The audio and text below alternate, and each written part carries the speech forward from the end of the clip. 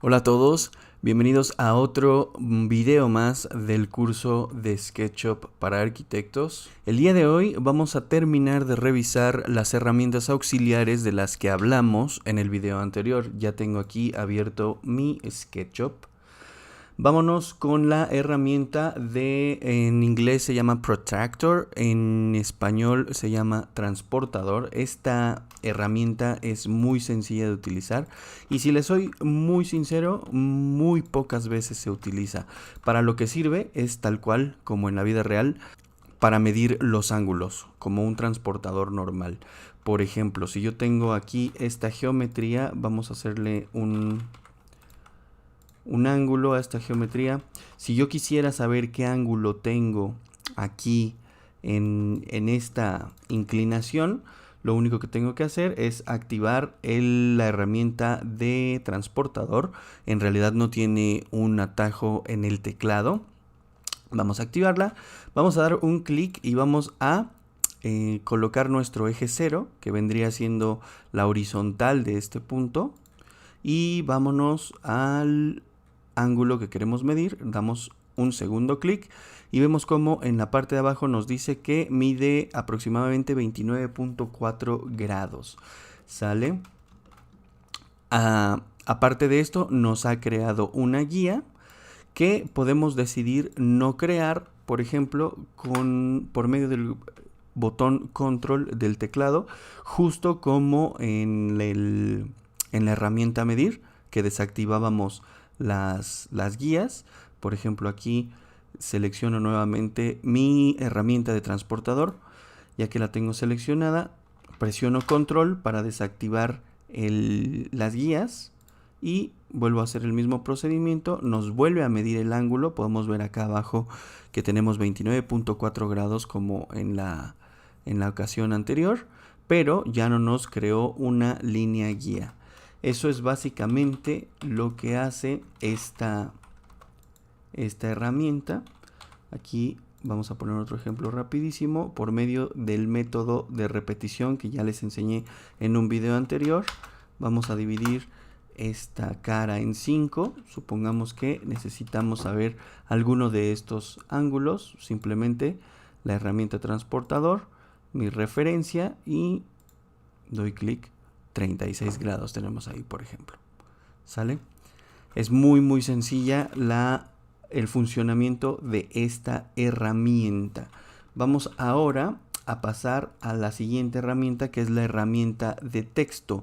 Esta herramienta es particularmente útil ya que nos va a permitir colocarle etiquetas a nuestro modelo. Los compañeros que estén familiarizados con el programa de AutoCAD van a darse cuenta que es lo que en AutoCAD se conoce como leaders, ¿sale? Por ejemplo, selecciono mi herramienta de texto. Esta herramienta tampoco tiene un comando en el teclado, así que tenemos que venir a seleccionarla de este lado. Voy a seleccionar, por ejemplo, esta cara de mi dibujo y nos vamos a dar cuenta cómo nos pone una etiqueta. Aquí en este caso me está dando los metros cuadrados que tiene esta superficie. Si deseo conservarlos, únicamente doy clic aquí, me paso hasta enfrente y pongo, por ejemplo, pared de concreto. Obviamente este texto lo podemos eliminar si es que no nos sirve. Si nos sirve lo podemos dejar. Doy un clic afuera de mi texto, de mi guía, y vemos cómo se queda aquí. Le podemos poner todo tipo de especificaciones a nuestro modelo, ¿sale? Es muy útil si queremos hacer la indicación de algo en específico. Aquí, por ejemplo, podríamos poner techo metálico, ¿sale? Vean, algo interesante y que es un comportamiento muy parecido al de las cotas que vimos en el video anterior es que podemos girar la cámara y el texto siempre va a estar viendo hacia nosotros, ¿sale? De igual manera, estas guías se pueden modificar, se les puede modificar la letra, se les puede modificar el color, pero a diferencia de las cotas, como vimos en el video anterior, nos venimos al menú ventana y buscamos la opción Model Info o información de modelo. Y se acuerdan que, por ejemplo, las cotas las teníamos en esta área de Dimensions o acotaciones, si tienen su programa en español. Bueno, pues este texto se va a cambiar desde este menú de aquí abajo que dice texto, ¿sale? Aquí vemos cómo nos indica los leaders o las guías. Para los que tengan su programa en español, va a salir aquí texto de guía. Aquí, por ejemplo, podemos cambiar la fuente. Vamos a elegir, ¿qué les parece? Vamos a elegir el Helvetica Neue. La dejamos en negrita, la subimos a 20 puntos. Damos clic en OK. Lo mismo que con las acotaciones, tenemos que seleccionarlas todas primero por medio de este botón. Y después le damos clic en actualizar el texto seleccionado. Vemos cómo nos lo actualizó. Aquí lo tengo rojo. Podría, por ejemplo... otra cosa muy importante es que podemos seleccionarlo nosotros manualmente. Pero por lo general este botón es de mucha ayuda porque nos selecciona todo en un clic. ¿Sale? Vamos a cambiarle el color, por ejemplo, a turquesa. Vamos a ponerle aquí un azul padre. Ya que lo tengo seleccionado, le doy clic en actualizar. Y vemos cómo se pusieron del color que hemos seleccionado. Aquí también tenemos varias opciones para las terminaciones de las guías. Aquí tenemos una flecha cerrada, pero por ejemplo podríamos ponerle un punto. Vemos cómo se cambia a punto. De pronto, dependiendo del ángulo en el que estemos, de pronto no se llega a ver muy bien, pero ya están hechas punto. O podemos decir que no queremos de plano ningún tipo de terminación, ¿sale? Entonces, de esta forma trabajan los leaders o las guías. Esta herramienta de texto no tiene mayor especificación más que la de poner anotaciones dentro de nuestro modelo. Lo mismo que con las cotas, podemos seleccionarlas para introducirlas en una capa especial. Aquí, por ejemplo, me creé esta capa que se llama guías. Por medio de nuestro gestor de capas, la introduzco en las guías y las puedo prender y apagar en el momento en el que yo lo necesite. ¿Sale? Muy bien, vámonos a la siguiente herramienta. Voy a borrar por el momento estas guías que no me sirven. ¿Sale?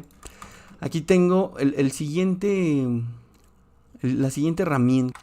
Llega a ser muy útil en diversas ocasiones. ¿Sale?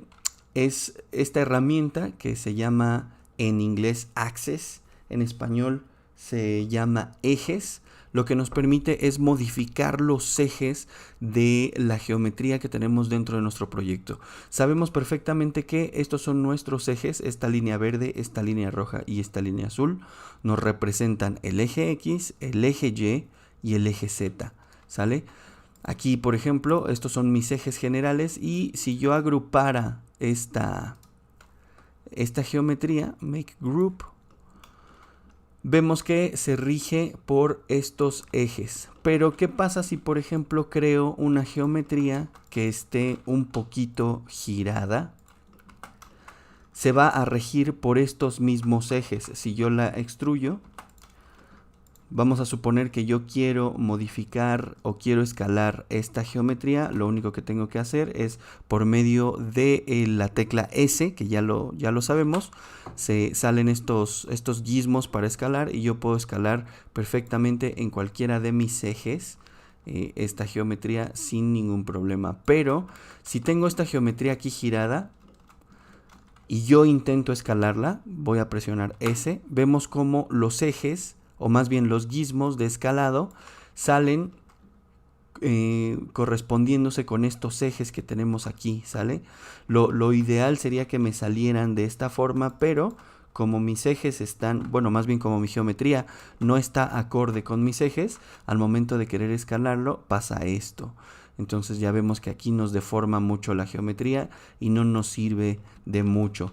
Voy a dar clic en control Z para regresar y, por ejemplo, voy a agrupar esta geometría, make group. Si yo doy doble clic a esta geometría para meterme a modificarla, vemos cómo nuestros ejes están justo como estos, ¿sale? Aquí nos podemos dar cuenta que no coinciden o no están alineados con la geometría. Si yo quisiera escalar, pasa exactamente lo mismo. Lo que me permite esta herramienta es precisamente alinear mis ejes a la geometría. Si yo la selecciono, vemos cómo el cursor se convierte en esta especie de ejes. Voy a dar clic, por ejemplo, en mi origen. Aquí me gustaría que fuera mi origen. Y vemos cómo al dar clic, si lo arrastramos, nos está indicando que le debemos decir al programa que debemos asignarle al eje rojo una dirección. En este caso me gustaría que fuera hacia acá. Doy un clic y continuamos con el eje verde. Pueden ver que mi cursor me está pidiendo que le asigne una dirección al eje verde. Va a ser en este caso esta dirección. El eje azul se pone por default en la última dirección, que es hacia arriba, ¿sale? Y en este caso ahora sí ya, cuando yo quiera modificar, quiera escalar esta geometría, presiono S y vemos cómo ahora sí los ejes ya me salen alineados a mi geometría. Ahora, importantísimo, primero la hice grupo y después dentro del grupo asigné los ejes, porque si yo asigno los ejes desde aquí afuera, vamos a hacer un ejemplo, asignamos eje rojo hacia acá, eje azul hacia acá, vemos cómo mis ejes generales han cambiado y ahora la geometría que yo tenía bien alineada, al momento de querer escalarla, vemos cómo, bueno, esto ya está hecho un grupo, es por eso que me respeta los ejes, pero si por ejemplo lo explotáramos y lo elegimos, si lo quiero modificar, vemos cómo ahora los ejes están alineados a esta pieza. Entonces ya le dimos completamente, ya cambiamos los ejes de dirección, ¿sale? Los ejes generales. Entonces lo que a mí me gusta hacer para de pronto no llegar a confundir los ejes de las piezas en específico con los generales, las haces grupo, te metes a modificar el grupo y entonces aquí sí modificas los ejes, ¿sale? Así es como funciona esta herramienta. Y por último tenemos la herramienta de texto 3D. Para los que tengan su programa en inglés, como pueden ver aquí, es 3D Text. Esta herramienta nos va a permitir hacer texto en 3D, o sea, como geometría. Vamos a darle clic. Esta herramienta no tiene un atajo en el teclado. Aquí al dar clic nos sale esta pantalla en la que podemos introducir texto. Por ejemplo, vamos a introducir, ¿qué les parece? Vamos a imaginar que estamos haciendo un render para una tiendita. Vamos a escribir la tiendita, ¿sale? Por hacer un ejemplo. Aquí podemos seleccionar la fuente que más nos guste. Básicamente son todas las fuentes que tenemos instaladas en nuestro sistema operativo. Aquí me gusta, por ejemplo, Gill Sans Ultra Bold. Vamos a darle clic. Aquí, si la fuente nos permite poner negritas, poner cursivas, aquí nos va a salir. Vamos a poner un ejemplo con una fuente que nos permita utilizar cursivas, que por lo general, por ejemplo, es la Arial. Vamos a seleccionar, pero la Arial normal, para que vean cómo aquí nos sale ya la tiendita. Aquí nos permite cambiar entre negritas, itálicas, por ejemplo, o negrita itálica, ¿sale? Dependiendo de la letra que nosotros utilicemos, vemos cómo aquí puede o no haber opciones, ¿sale? Aquí me dice que si la quiero alinear del lado izquierdo, si la quiero alinear al centro o del lado derecho. Esta es una opción con la que ya debemos estar acostumbrados por otros programas de Windows, ¿sale? Aquí en Height o altura me permite decidir la altura a la que quiero mis letras. Vamos a decirle, por ejemplo, que nos la haga a una altura de 50 centímetros, ¿sale? 0.50 metros. Aquí en forma me dice que si la queremos rellena, esto quiere decir, si no tuviera esta palomita, quiere decir que nos pondría las letras nada más en contorno. Pero en este caso, como las queremos 3D, la dejamos seleccionada. Y aquí hay otra opción muy interesante que nos dice que si queremos las letras ya extruidas, ¿sale? Aquí vemos cómo está la palomita seleccionada. Si no la seleccionáramos, no nos permite poner una cantidad a la extrusión, pero en este caso sí me sirve que esté extruida. Vamos a decirle que le dé una extrusión de 10 centímetros, por ejemplo. Y ahora sí vamos a dar clic en Place, o en español sale como colocar, me parece.